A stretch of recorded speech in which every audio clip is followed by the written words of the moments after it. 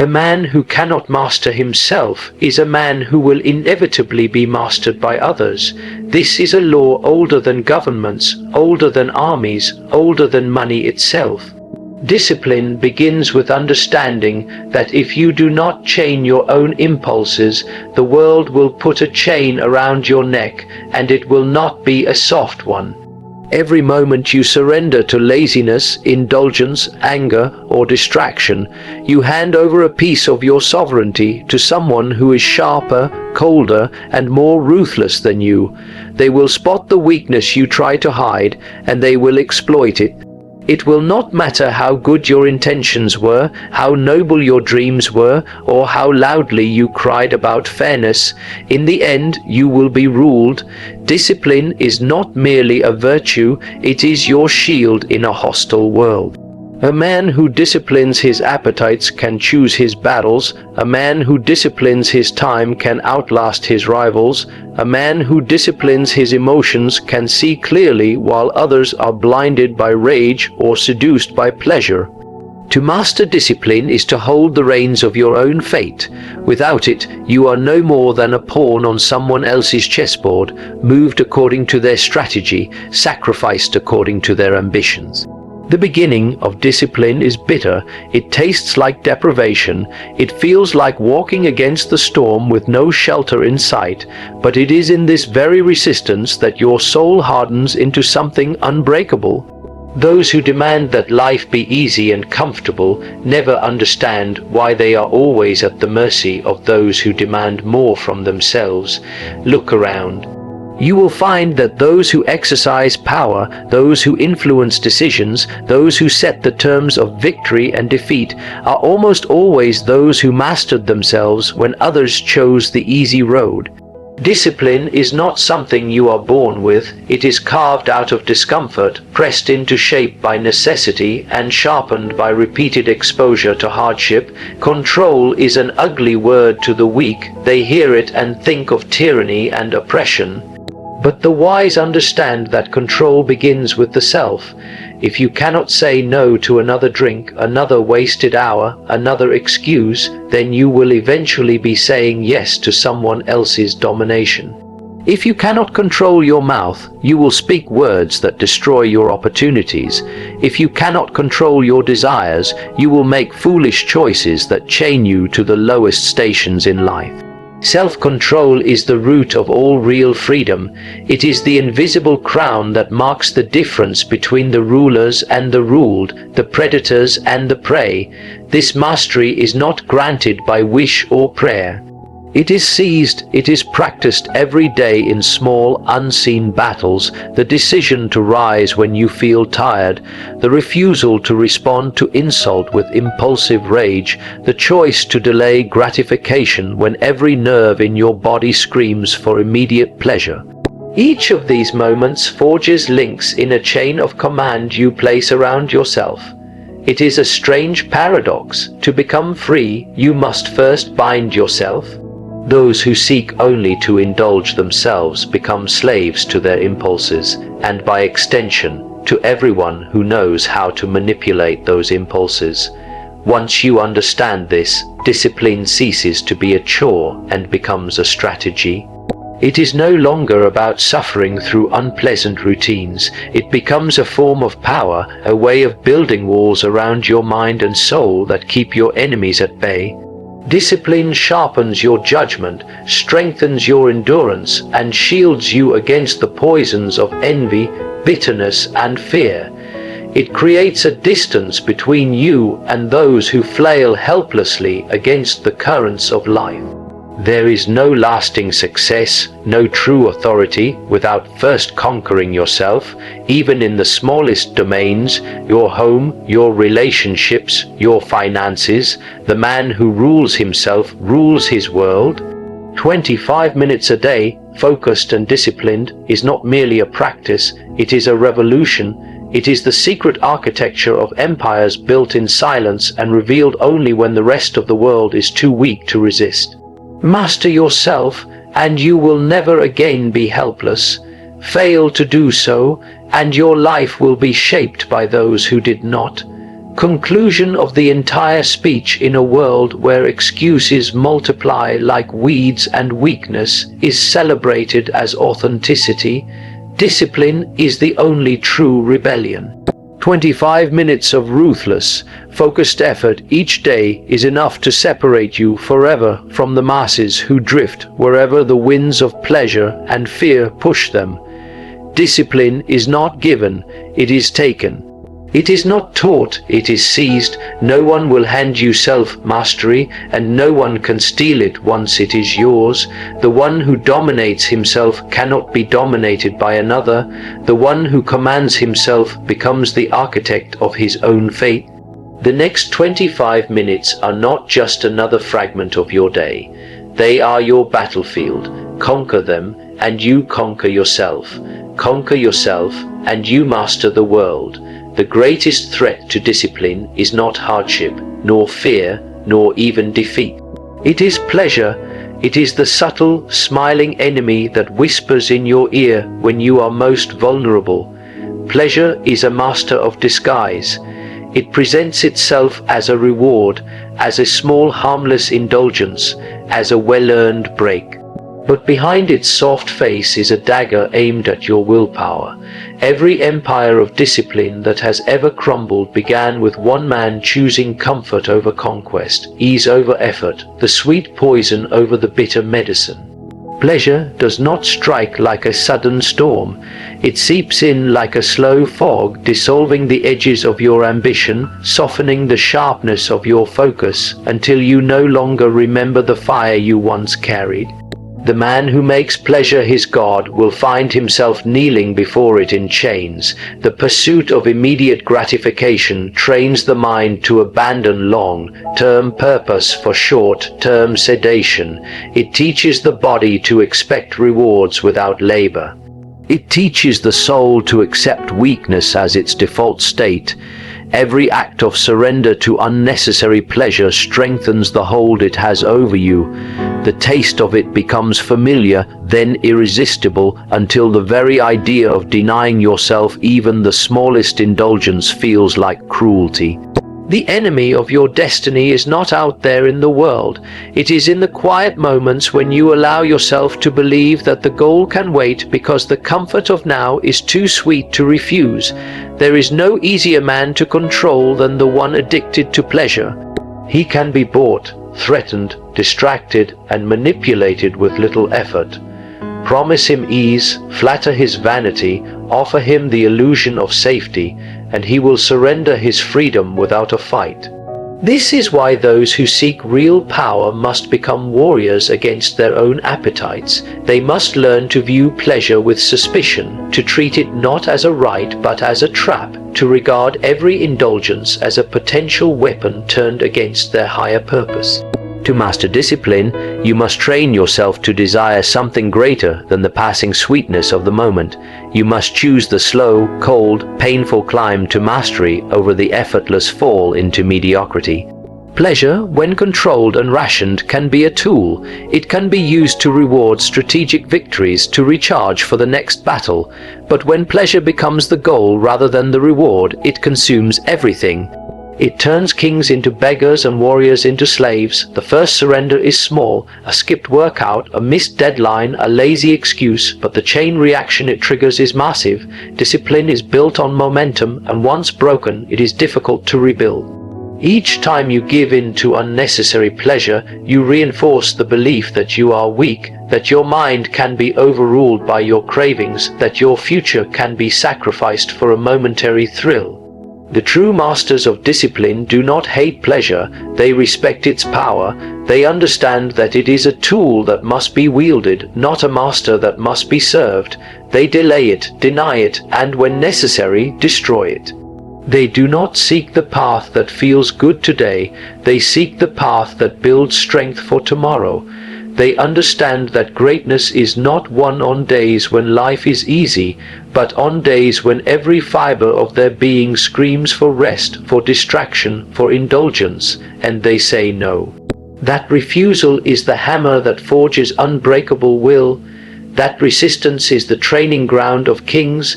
Pleasure is not your friend, it is not your comfort, It is the smiling assassin waiting for you to drop your guard. If you would master discipline, you must view every moment of temptation as a battle for your soul. You must treat every offer of easy satisfaction as a test of your command. Those who surrender to pleasure at every opportunity will never command themselves, let alone others. Those who rule themselves can take pleasure on their own terms, not when the world demands it of them. Discipline is the art of owning your desires rather than being owned by them. It is the skill of sacrificing the pleasures of today for the power of tomorrow. The man who can refuse unnecessary pleasure is the man who can conquer anything. Power is not built in public. It is not won in the sudden rush of glory, nor gifted by chance. Power is constructed quietly, patiently, and invisibly through the ruthless repetition of disciplined routines. Routine is the silent architect that designs the foundation upon which great men rise. To the foolish, routine seems boring, mechanical, and beneath their ambition. They crave novelty, excitement, the feeling of constant stimulation.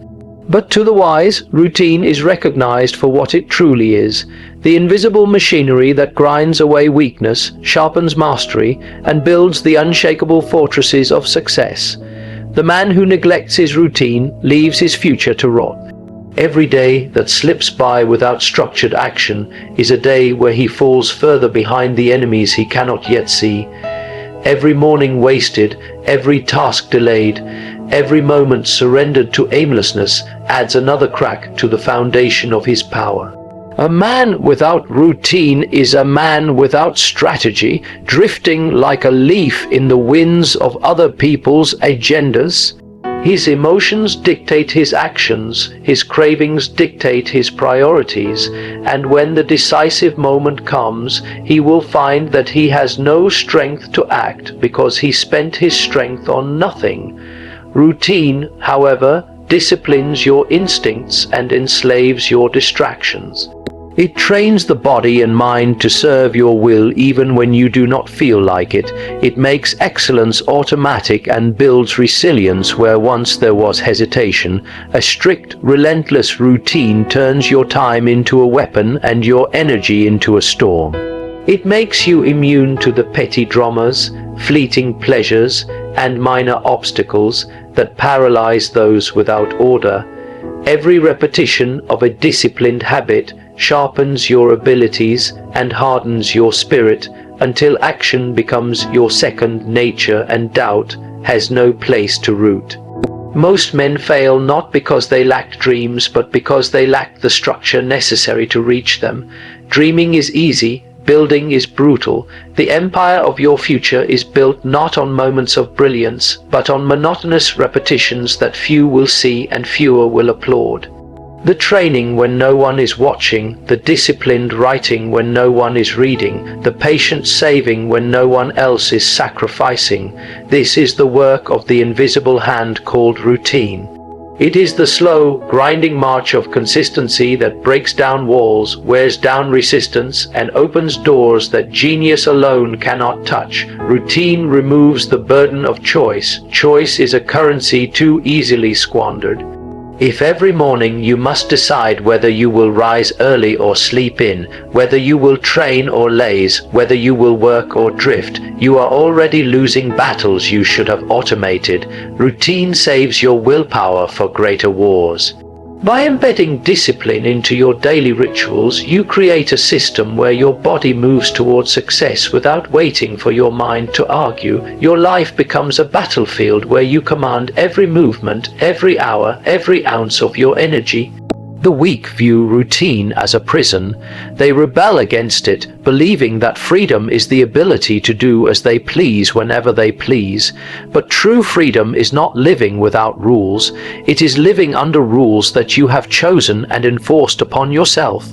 True freedom is the ability to act with precision and power while others are paralyzed by indecision and distraction. Routine is not the cage, it is the key.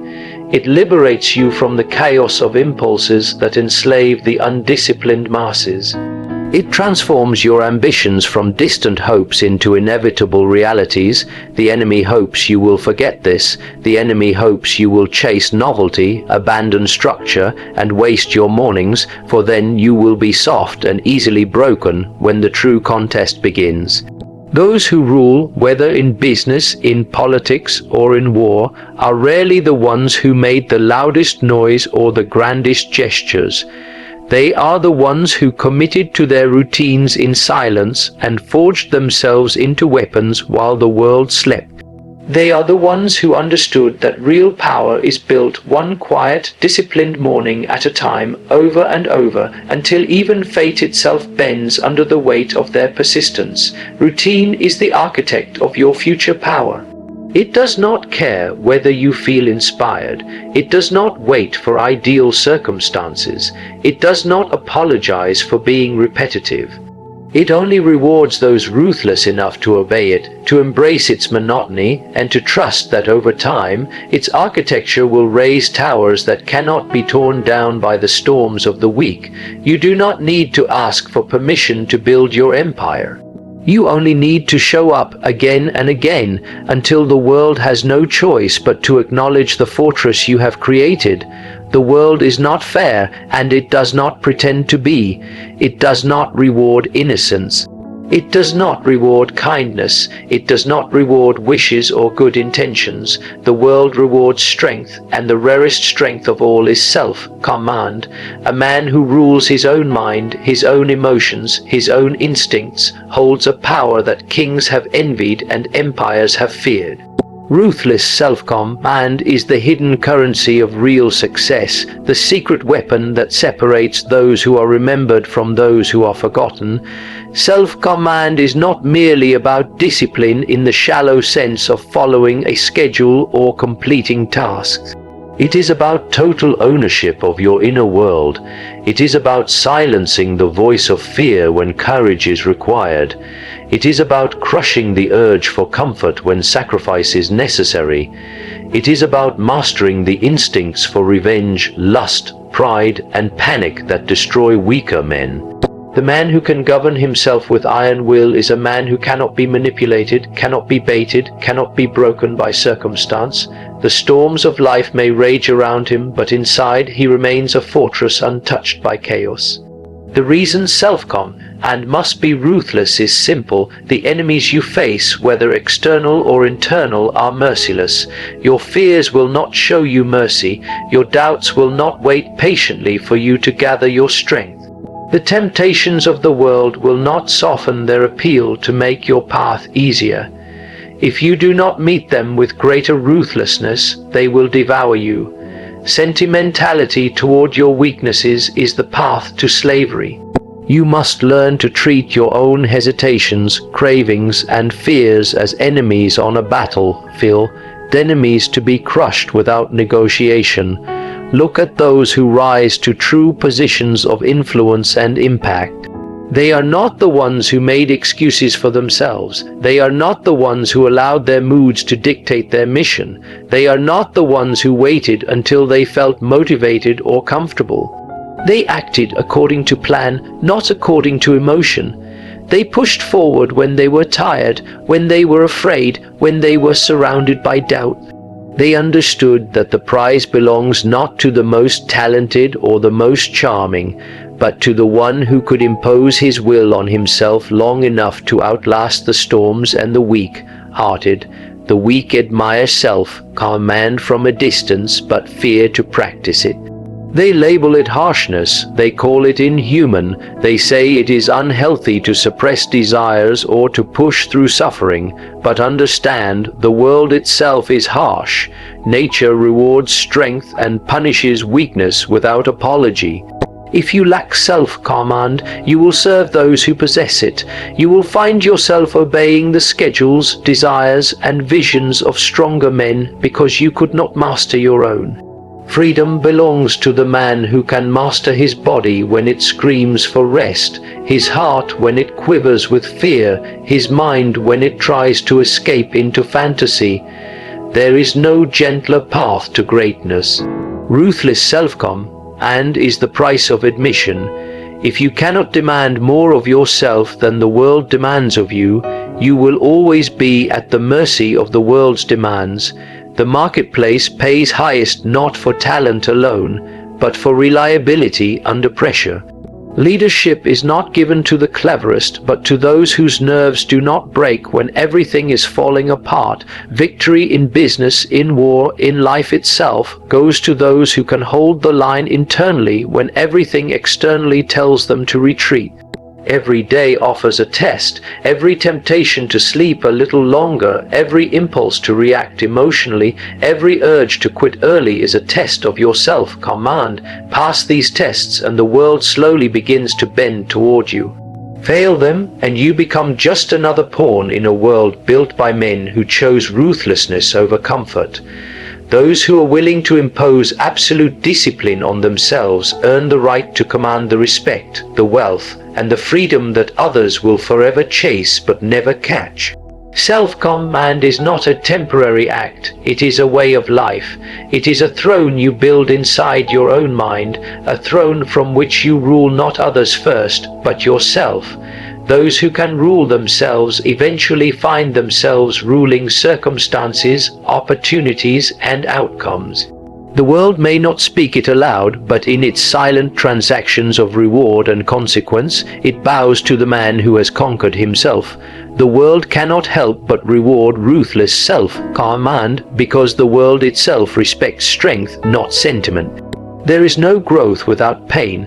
Every inch of strength carved into your soul, every layer of resilience built into your mind, has been paid for in the currency of suffering.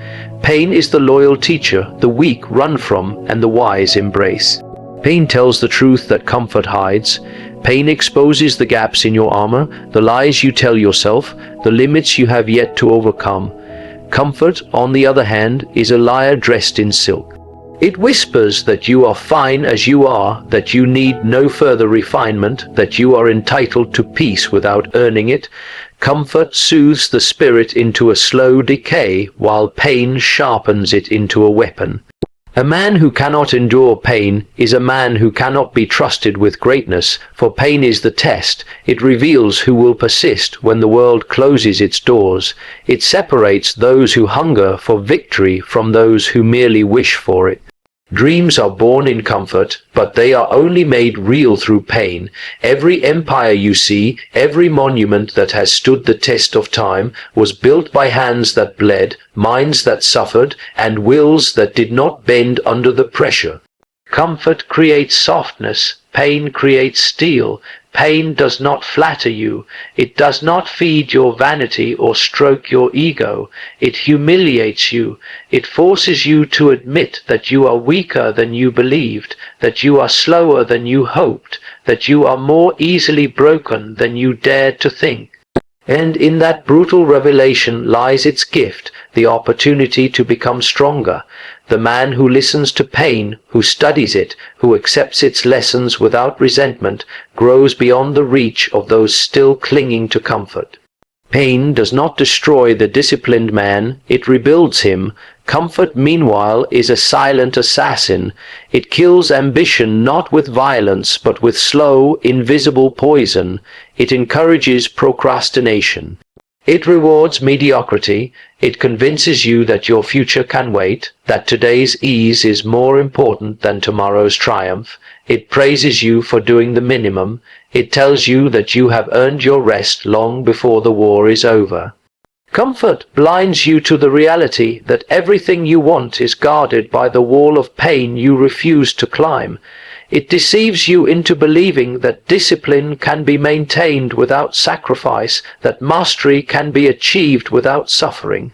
A man seduced by comfort will never understand why his life collapses into frustration and regret. He will rage against fate, curse his circumstances, and envy those who built what he could not. But he will never see that the enemy was inside his own heart, where he chose the lie of ease over the truth of effort. No throne, no fortune, no lasting achievement has ever been built without passing through the crucible of pain. Those who inherit too much comfort are destroyed by it. Those who chase it without earning it are devoured by it. The wise man, the disciplined man, sees pain differently. He understands that each trial is a necessary hammer strike on the anvil of his soul. He does not seek suffering for its own sake, but neither does he flee from it. He endures the hardship of early mornings, the loneliness of long sacrifice, the humiliation of repeated failure, because he knows that every scar carved into him by pain is a mark of ownership over his destiny. Every battle fought against weakness and despair earns him territory in a world ruled by those strong enough to withstand its cruelty. When pain comes, the undisciplined man asks, "Why me?" The disciplined man answers, "Because I am being shaped." The undisciplined man begs for mercy. The disciplined man tightens his grip on the sword of his will. The undisciplined man breaks. The disciplined man bends, but only long enough to gather strength for his next strike. Comfort will never forge you into anything greater than you are now. Only pain has the authority to transform. You must choose your teacher. Pain, though merciless, teaches the language of greatness. Comfort, though soothing, teaches the language of failure. One will build you into a force that shapes the world. The other will lull you into a dream from which you may never awaken. The disciplined man welcomes the lessons of pain, for he knows that every tear, every drop of sweat, every moment of doubt conquered is a brick laid in the fortress of his future dominance. There is no growth without pain. Every inch of strength carved into your soul, every layer of resilience built into your mind, has been paid for in the currency of suffering. Pain is the loyal teacher the weak run from and the wise embrace. Pain tells the truth that comfort hides. Pain exposes the gaps in your armor, the lies you tell yourself, the limits you have yet to overcome. Comfort, on the other hand, is a liar dressed in silk. It whispers that you are fine as you are, that you need no further refinement, that you are entitled to peace without earning it. Comfort soothes the spirit into a slow decay, while pain sharpens it into a weapon. A man who cannot endure pain is a man who cannot be trusted with greatness, for pain is the test. It reveals who will persist when the world closes its doors. It separates those who hunger for victory from those who merely wish for it. Dreams are born in comfort, but they are only made real through pain. Every empire you see, every monument that has stood the test of time, was built by hands that bled, minds that suffered, and wills that did not bend under the pressure. Comfort creates softness. Pain creates steel. Pain does not flatter you. It does not feed your vanity or stroke your ego. It humiliates you. It forces you to admit that you are weaker than you believed, that you are slower than you hoped, that you are more easily broken than you dared to think. And in that brutal revelation lies its gift, the opportunity to become stronger. The man who listens to pain, who studies it, who accepts its lessons without resentment, grows beyond the reach of those still clinging to comfort. Pain does not destroy the disciplined man, it rebuilds him. Comfort, meanwhile, is a silent assassin. It kills ambition not with violence, but with slow, invisible poison. It encourages procrastination. It rewards mediocrity. It convinces you that your future can wait, that today's ease is more important than tomorrow's triumph. It praises you for doing the minimum. It tells you that you have earned your rest long before the war is over. Comfort blinds you to the reality that everything you want is guarded by the wall of pain you refuse to climb. It deceives you into believing that discipline can be maintained without sacrifice, that mastery can be achieved without suffering. A man seduced by comfort will never understand why his life collapses into frustration and regret. He will rage against fate, curse his circumstances, and envy those who built what he could not. But he will never see that the enemy was inside his own heart, where he chose the lie of ease over the truth of effort. No throne, no fortune, no lasting achievement has ever been built without passing through the crucible of pain. Those who inherit too much comfort are destroyed by it. Those who chase it without earning it are devoured by it. The wise man, the disciplined man, sees pain differently. He understands that each trial is a necessary hammer strike on the anvil of his soul.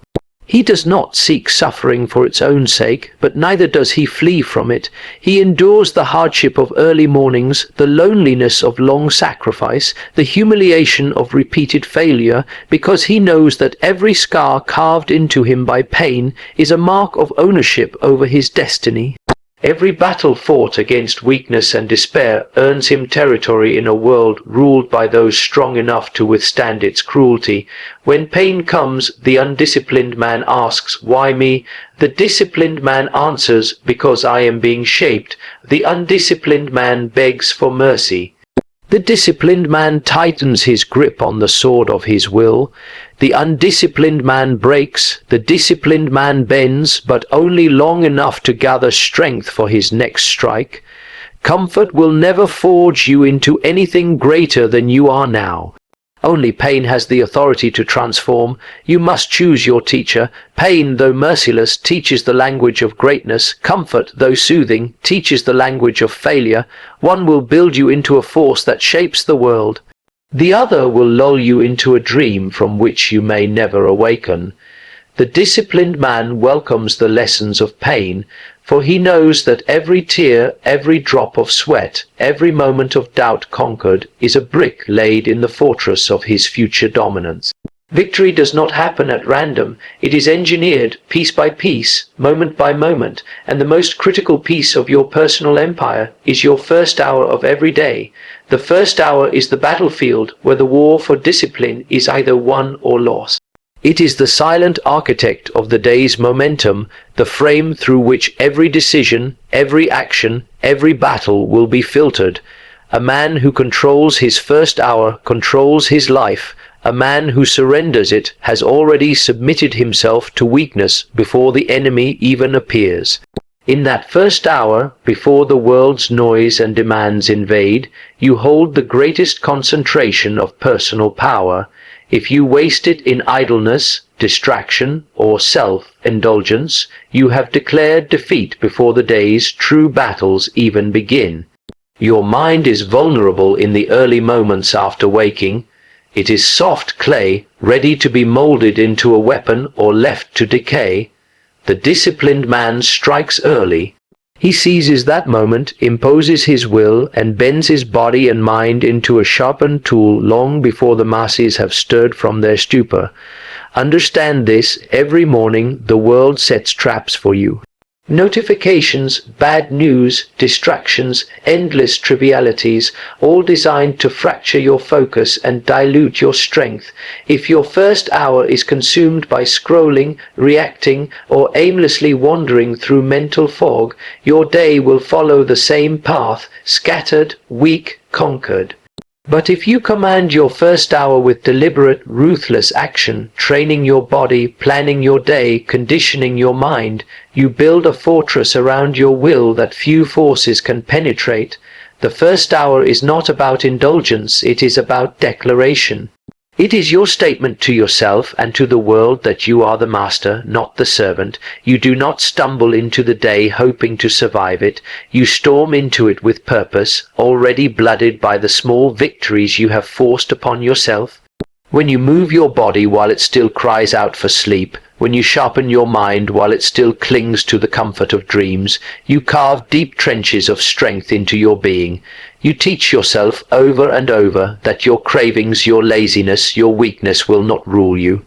Most men believe discipline is a matter of willpower alone, a battle fought randomly throughout the day as temptations appear. This is foolishness. Discipline is won in the structure you impose before the battle begins.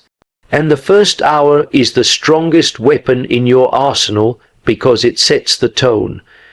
A man who commands himself in the first hour becomes exponentially harder to defeat in the 10th. Momentum is a kingmaker.